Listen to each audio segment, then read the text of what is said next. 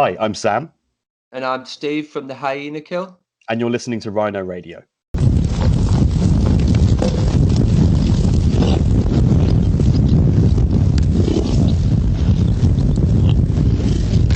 Or of Rhino Radio here today, and I have the honor and pleasure of being joined by half of the Hyena Kill. How you doing, Stephen and Sam?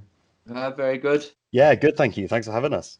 My pleasure, and to be honest, one of your friends let me enjoy your album before it's released this weekend, technically for our listeners last weekend. So I've been enjoying a brand new album from the Hyena Kill.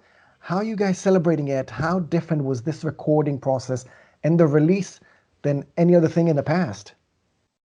Well, I think the fact that, we would love to celebrate this album in a bit more of a sort of full-on way with a lot of people in a loud room, I think kind of speaks to the times we're doing this. It's a shame that we can't all be together to kind of party for this one, because it feels like a really special coming together of something we've worked at for a long time.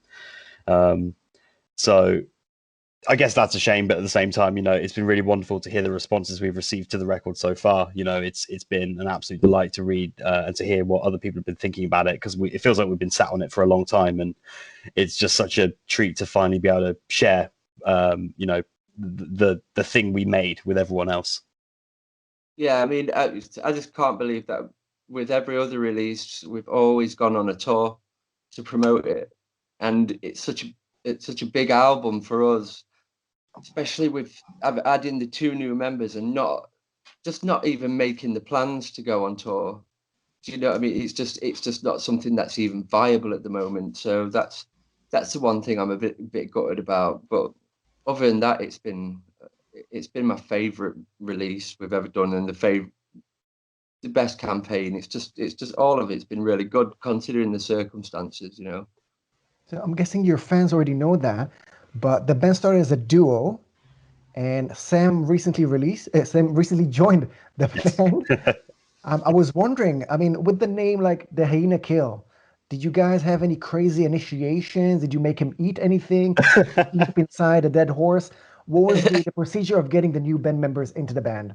The procedure was, we've got this idea, and well, the story goes basically, me and Lorna felt like we'd kind of took the Hyena Kill as far as it could go musically and as a two-piece, and we toured, we've done numerous shows over a period of like 8 years, and we just thought, you know what, maybe it's time to call it a day. But we had one song pretty much fully formed, the bare bones formed, ready to be take out as a two-piece, and that was Cauterized, and we were just like, this is a really good song, it's missing something, and we were like, why don't we just record one final song and then just call it a day, but then get our friends involved. And I mean, it was just always, Sam was just first choice straight away, and so was Charlie, to be fair. We never discussed any other musicians to be involved with it. It was just like, right, we know who's perfect for this. And we've been good friends with Sam and Charlie for a few years, but that was the only initiation process was, right, do something with this. Yeah, it was pretty much. I mean, I don't think there was ever an official moment where we became a four-piece band or anything like that. It just sort of, this entire thing was one thing leading to another. We just, as Dobb says, I've known him and Lorna for absolutely years now, from being used to live up north myself, and it just seemed like a natural fit that it'd be nice to make something together and to kind of help out one another and to kind of complement our skills, because we all sort of knew how each other played. We jammed together in the past, and I think at the end of the day, we kind of finished that song, and rather than putting everything to bed, I think someone obviously asked the question of like, right, what's next? We've got another song. And it all just kind of spiraled into, then we were sort of looking at the fact that we have, half an album ready. And suddenly this starts to become a bit more of a sort of a feasible thing, that actually maybe we are a bit of a unit now rather than just some guest collaborators on, a swan song. So really, they didn't make you eat anything disgusting? No. You know what? But I think my initiation has probably been the last 8 years or so of knowing Dobbs and Lorna, because we've had some times together. So I feel like I paid for it. Yeah, we've all paid our dues on some of them nights out, well and truly. Absolutely. So as I said, I've already enjoyed listening to a Disconnect, and I really like listening to music while I cook. Mm-hmm. And the album just changes pace so quickly and so drastically. So I almost chopped off my finger while one of those beat changes. I was wondering, with no gigs, as you said, nothing planned yet, is there a specific scenario where you imagine people listening to your album, obviously at home or away from a gig? But is there a specific way that you think this is how you need to listen to the album, like in a dingy room in your house or running away from a dog or anything specific? Yeah, underneath a quilt, crying. It's the only way this album can be consumed. I would say going on a cold walk. That's kind of been the way I sort of reflected, and I think even when I wrote it, with I was sort of listening back to mixes and kind of planning parts of synth parts and things like that. A lot of the time, it came from that that process of sort of being sat, also just walking like around the streets of London where I live and just reflecting on it. So that would be my recommended environment. It's also a little bit more active than being under a quilt.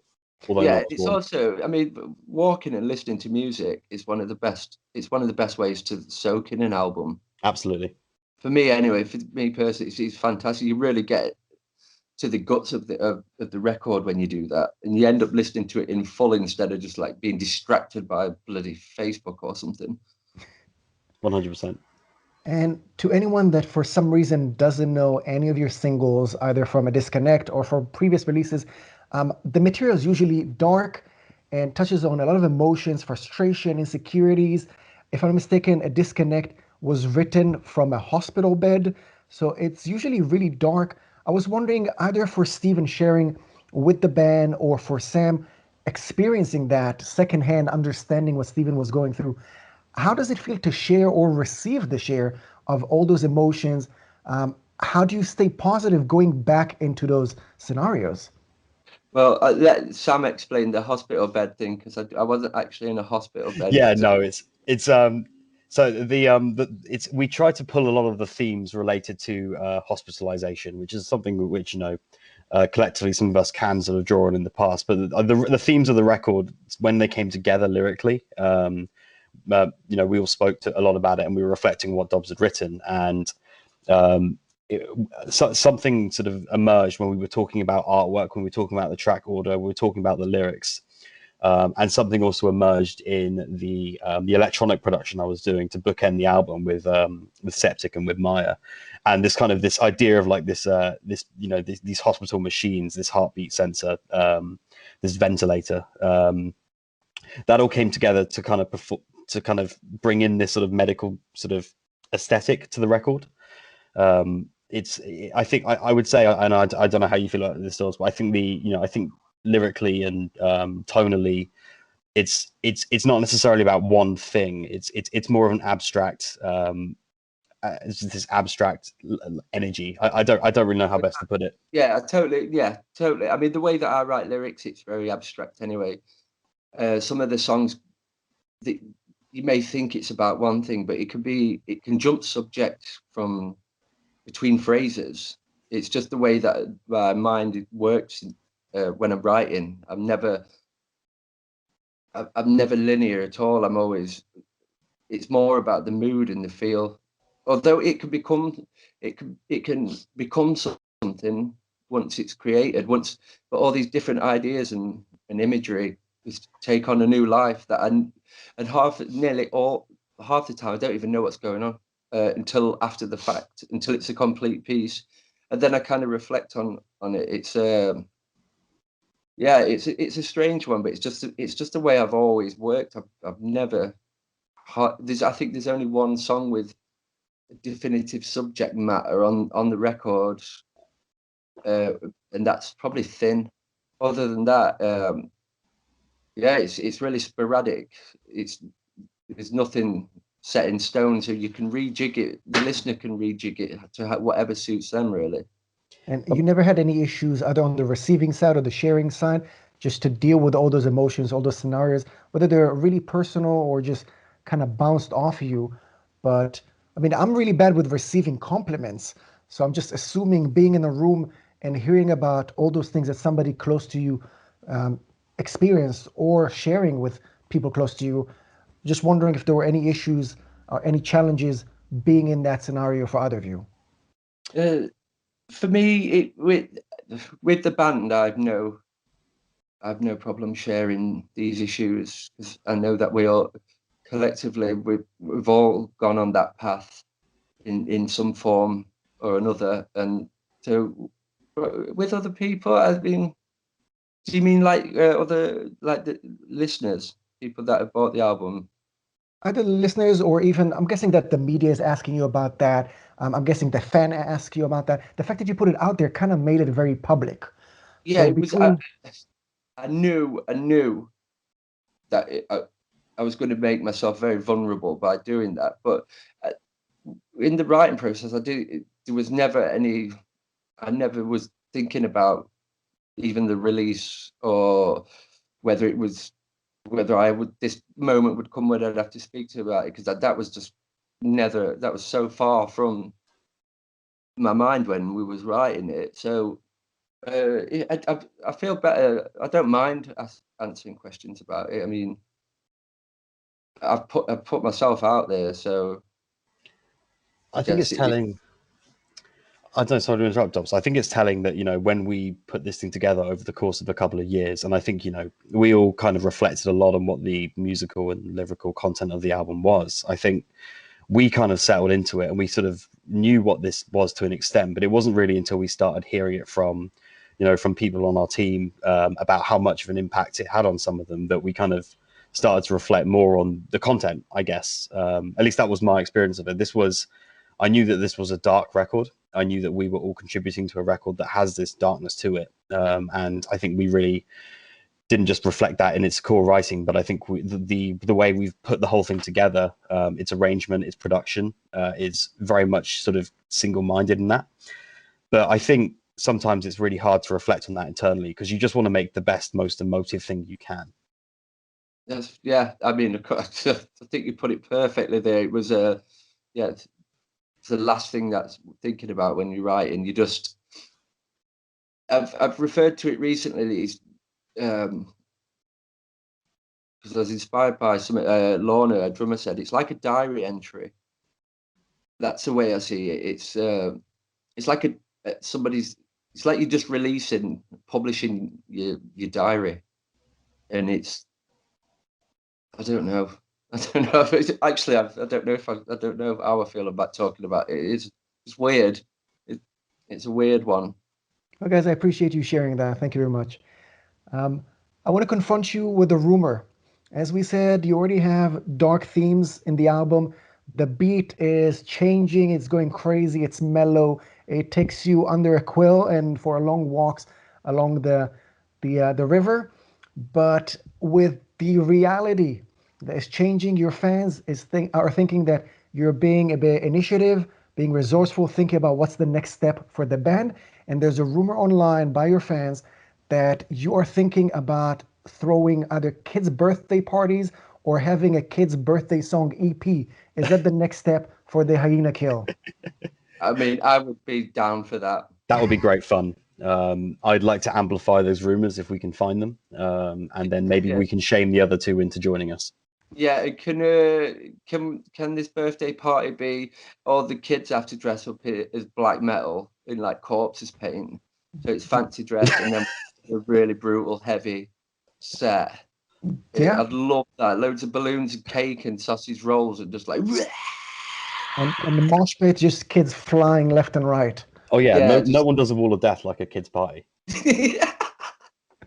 Imagine that. How good would that be? You could totally get kids to do that. They love it, yeah. Love the wall of death. I think there used to be a Rammstein cover by a kids band, and then everyone was just dressed up like a death metal band. So that was interesting. I cannot wait to see the reenactment by the Hyena Kill doing kids' birthday parties. Excellent. I was also wondering, I know that Lorna is a big fan of Taylor Swift. Is there a Taylor Swift cover leaking into your future set? Oh God, she loves Taylor Swift. Oh God, I would love to do a cover of Taylor Swift's. That would be a lot of fun. Trouble would be banging with a big riff. I think we all listen to quite a lot of pop, so I think we've all got probably fairly, similar mindsets about how much fun that would be. Yeah. I want to touch on your videos. That I think fighting is such a big theme and a repeating theme in some of them. I was wondering, to quote one of our greatest authors and speakers, Tyler Durden, how much can you know about yourself if you haven't been in a fight? Would you start a fight club? Is that you starting it? Oh God, I'd be lame in Fight Club.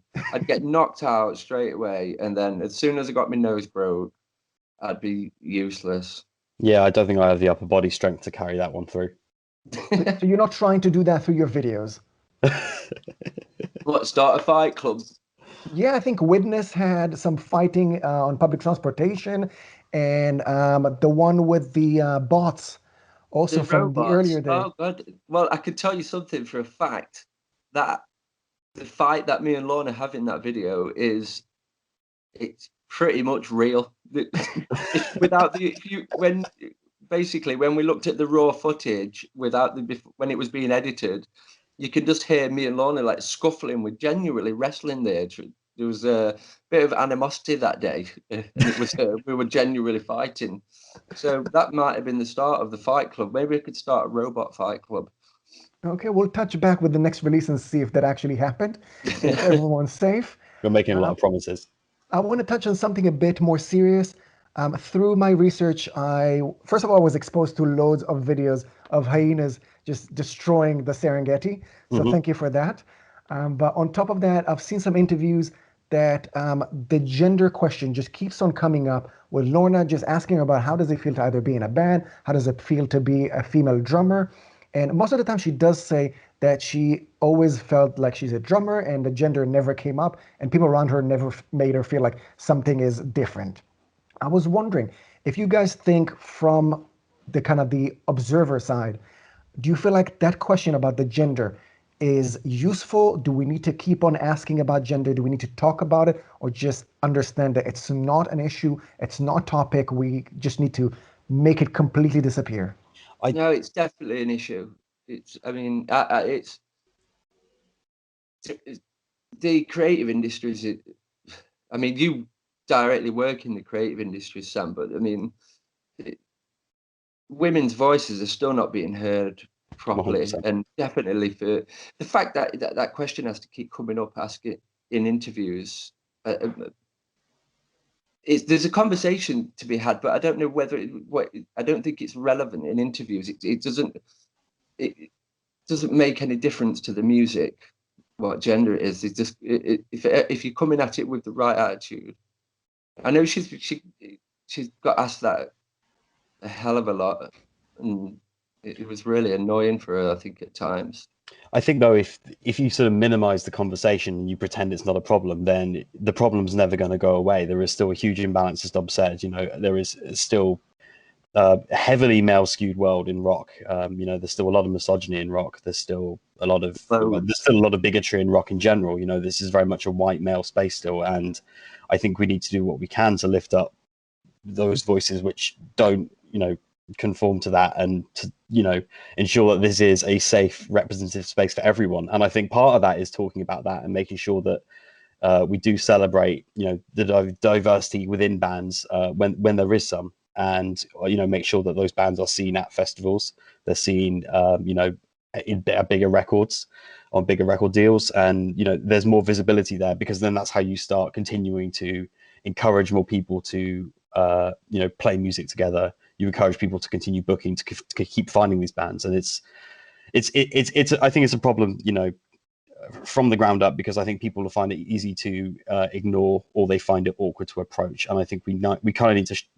lean into it more and more. And I can understand how it can be frustrating from the individuals. I don't want to speak, I certainly wouldn't want to speak for Lorna, but I could understand how she might find it frustrating that she's seen as a woman who plays drums rather than being an absolutely fantastic drummer, which is 100% why she plays in this band. So, but at the same time, I get it. Sorry, Sam. Go ahead, Dobbs. Yeah, we've had it in the past with the misogyny, especially sort of like before sound checks. It was more in the early days, to be fair, but where they just see her at the side of the stage and just think, and we've had it where bands have stood in while she does the drum sound check, almost to see if she's going to be shit or not, and then when they just get the arse handed to them when she's just awesome. And I've witnessed it firsthand, and had to watch these absolute cretins just treat her in a shit way. But at the end of the day, as soon as she gets on stage and she just absolutely smashes, she blows all that out of the water, and it's quite nice to see them just run off with the tails between the legs. Do you have any recommendations? It still exists. Do you have any recommendations, any tips for anyone that feels like they're kind of the underdog? They're expected to fail. They're expected not to belong there.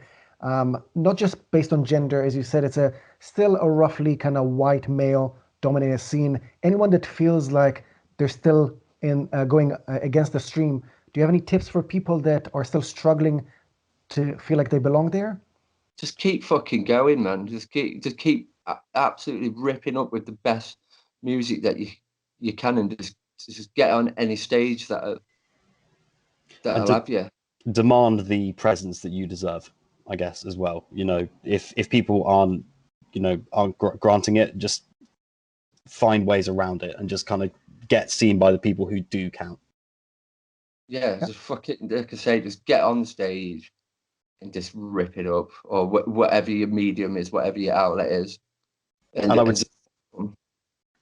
would also say, you know, reach out to those and encourage people who have the ability, you know, this is labels, promoters who have the ability to increase that visibility, hold them to task for it. You know, it's, you know, I'm a promoter myself in London, and, you know, we are trying there, and we could always be doing better. But it's something that we wouldn't maybe have come to, you know, to understand at the first if we weren't held to task for it, and we didn't have people saying, you know, we need to do work better at this. And so I think that just needs to be a continual movement from everyone. I think, you know, those who have the privilege need to recognize that, and those who deserve the space need to keep fighting for it. Guys, this is great. I've really enjoyed picking your brain and obviously listening to a Disconnect that technically is out this weekend, but by the time that we're sharing our conversation, that it's out already. Hey. So thank you very much for your time and your sounds. I'm really looking forward to catching you on a stage soon. Do you guys have anything else to add to fans and listeners before we say goodbye? No, man, just have a nice time. Thank you for listening, is what I will say, and stay safe. Guys, again, thank you very much. The Hyena Kill, we said a Disconnect is out this weekend. You can check it out already out. Thank you very much, guys. It's been a pleasure. Thank you so much. Mate.